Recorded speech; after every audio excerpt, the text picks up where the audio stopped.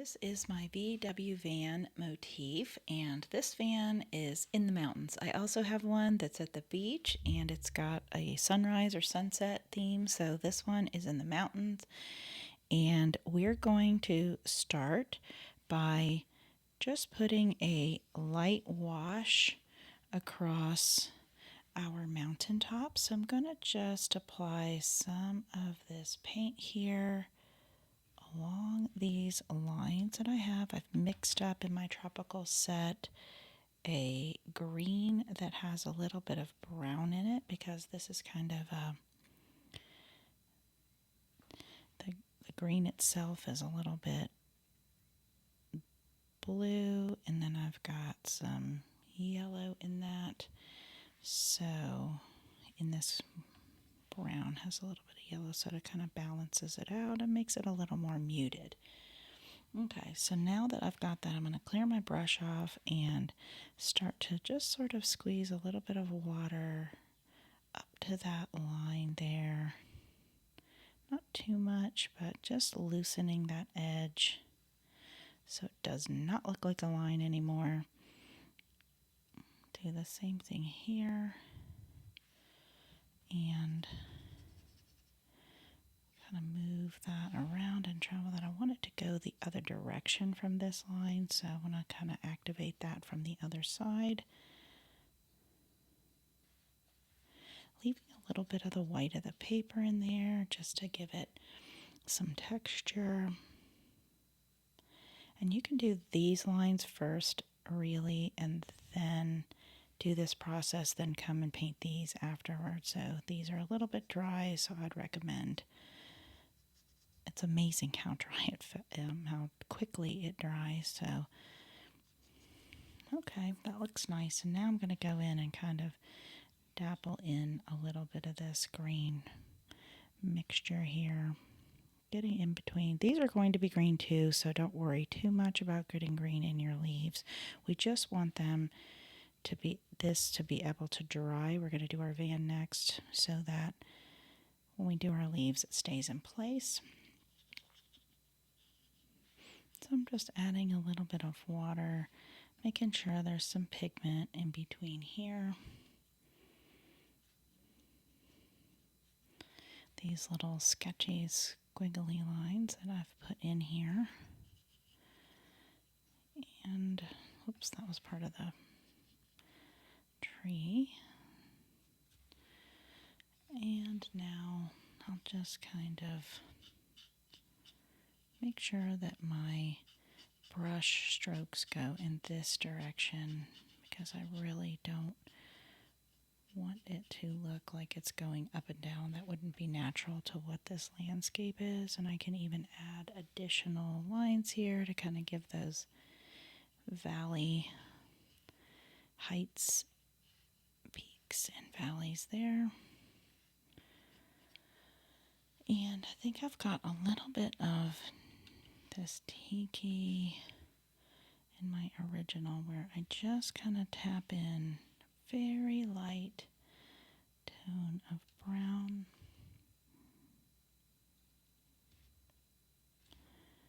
along some of these areas. This one didn't travel too much because it's kind of dry, so I'll go back in and kind of add some water.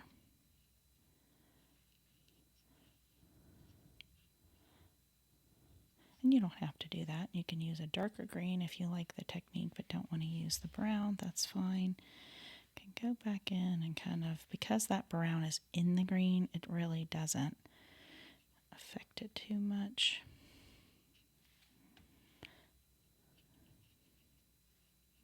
Putting in the layer.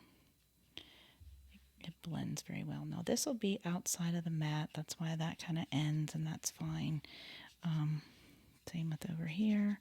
So we can come in and sort of put some water wash and then grab some of this green, and I'm just kind of paying attention to where my road is here so that I don't paint that green if I can help it. And blend some of that together. And I'm just kind of going over that so that when I go, like I said, to do these branches, that this paint around it is already nice and dry. Okay, so I'm just going to kind of tap in a little bit of a line there and there to give that definition again, since I kind of dissipated it.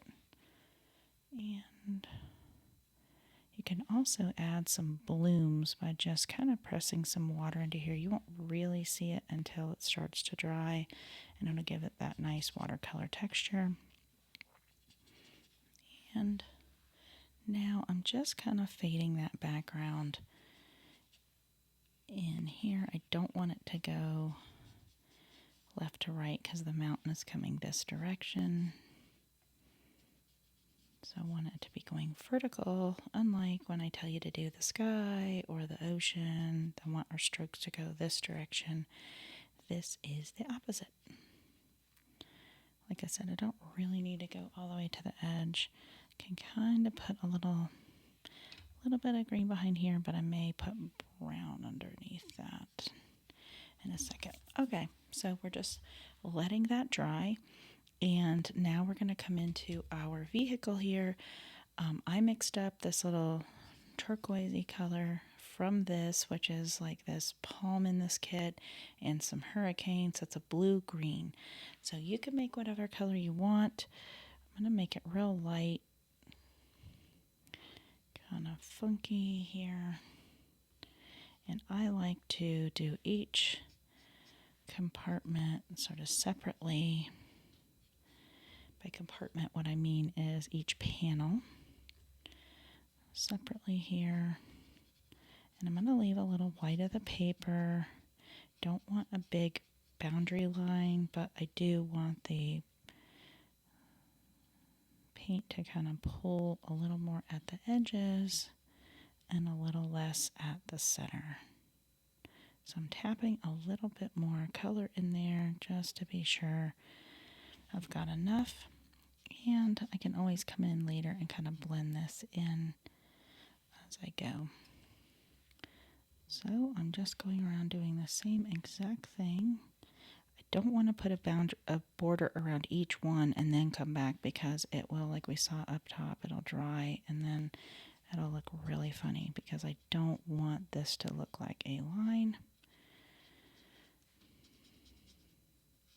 This is a really fun motif. I have not done this one in a while, so this is kind of a treat.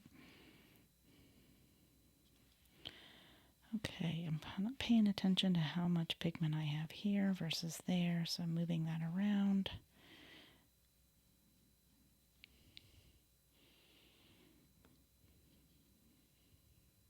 Okay, so the rest of this is basically white and gray. So I've got the body of the van done. You can come in, like I was showing you, and kind of pop in while it's still kind of tacky wet some additional pigment.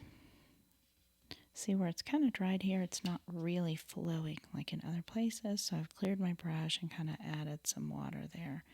This will give me a texture. If you don't want a texture, then you might want to do wet on wet, which is where you just wet the whole thing and then add the paint in. So now I'm going to pretend that these are windows and that's a window. I don't know if that's really true to these, so I can no longer remember the little reference. Maybe this was a clip art that I was inspired by. It might be a vent, so you could do them like in a gray. So I don't know if we should be seeing the trees on the other side, or maybe the hippie stuff inside of that. So I'm going to add a little bit of this kind of gray in there just to make it look like there's something you might be kind of seeing in the background. And you can leave white of the paper. I probably already said that. So it looks like it's reflecting. And I'll just kind of pop in a little bit of that. This has been on a long journey, so they've at least probably collected a little dirt on these windows as well. And because this is like a little vent, I'm going to go and kind of put a little bit of this kind of gray here for the roof rack, for that little thing here. And then a true gray, which is more of a, that was brown and gray black mixed. I'm going to just come across here and kind of make it a shadow. It's white, but that's the shadow for that. Give it a little bit of dimension over those white areas. Maybe put in, I'll wait till that dries and come back and do that. And so if you don't have a black in your kit, this Tropicals does not have a black, so I mix ocean and hibiscus together to get a gray, or you can just add an extra black to your kit, or get a tube and push or squeeze some tube black in here, let it dry. You can always reactivate it, and that way you've got it in your set. So this is a watered down version of this black, and I'm going to come in here and put in this bumper piece and trim here.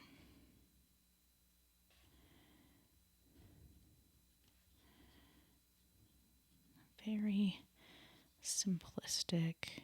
This is a fun and whimsical drawing. You can try to make it realistic looking, but that by nature it's kind of just fun here. Maybe I'll put a little bit of a light shadow line in here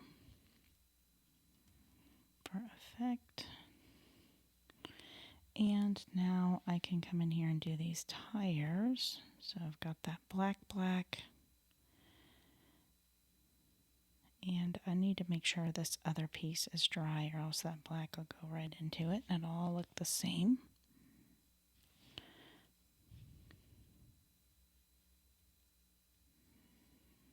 The key to watercolor is just to be sure that you know that something is dry already, so that those two don't blend together. And I'm going to put a little bit of black at that center. Okay, I think I was trying to do a little bit of a shade or shadow underneath each of these. What we are saying are window panes, or if you do them as vents, just to kind of give it a little more dimension.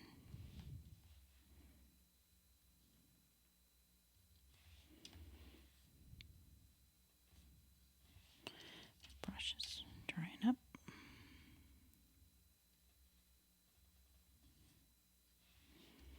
Well, brush just released a bunch of water, so I'm just going to kind of spread that around a little bit, and it's less white than maybe I would have wanted, but that's okay. I can also take my paper towel on the wet part, as long as it's clean on the back, and kind of blot that away, like so. Okay, and now I'm going to go up here to these leaves and pull from these two spots here. And assuming this is dry, I'm going to kind of just go down the stem and follow these leaves as I go. They don't have to be perfect. They weren't drawn perfect. That doesn't even have a line to it, but I'm just making it with the paint.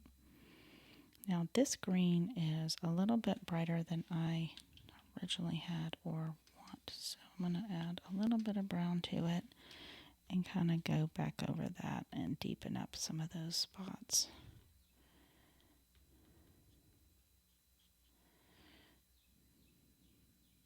Okay, now when I go over here, it's the right color green. Gotta be careful, I've got my hand in my paint over here, so I don't really want to redistribute my paint or make imprints of my hand into the drawing, painting. Okay. you see the gist. I'm not really being meticulous. You could be more meticulous if you wanted to. You can add layers to these leaves. And honestly, they're not, I'm saying they're leaves, but they're probably, that one's leaves, maybe this is pine. So it's kind of nondescript.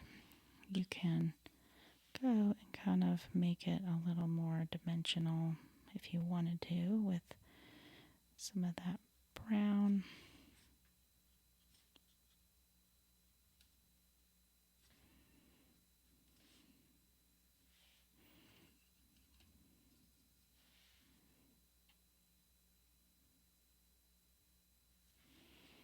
All right, and so I've got my last one.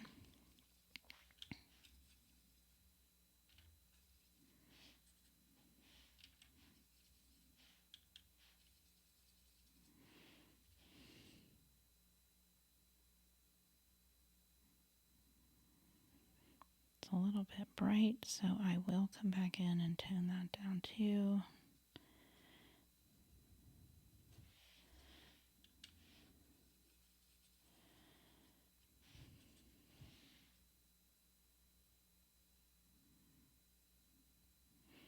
Not that that's wrong, but I do want it to have more of a hunter green kind of tone to it.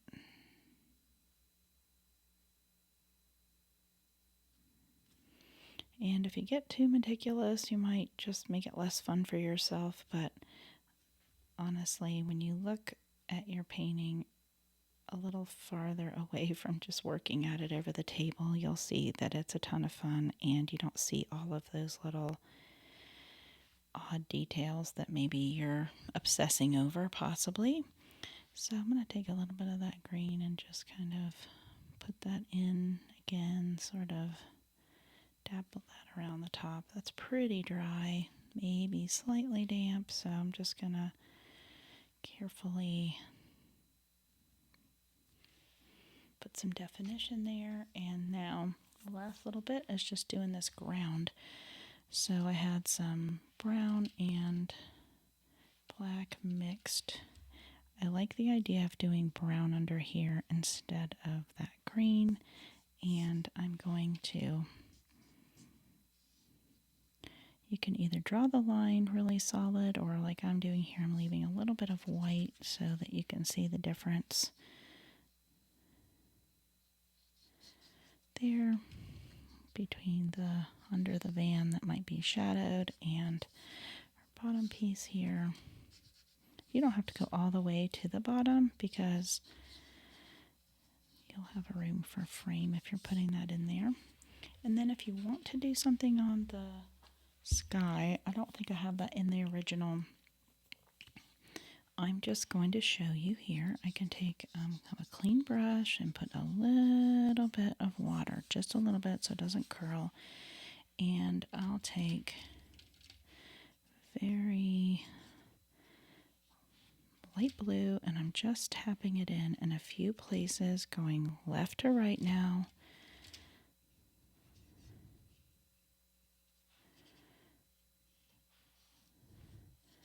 To give just a little bit of an impression of a sky here, but if you want to make it storm clouds, that's up to you. You want to be specific and put in cloud, sun, sunset, sunrise. You can do that here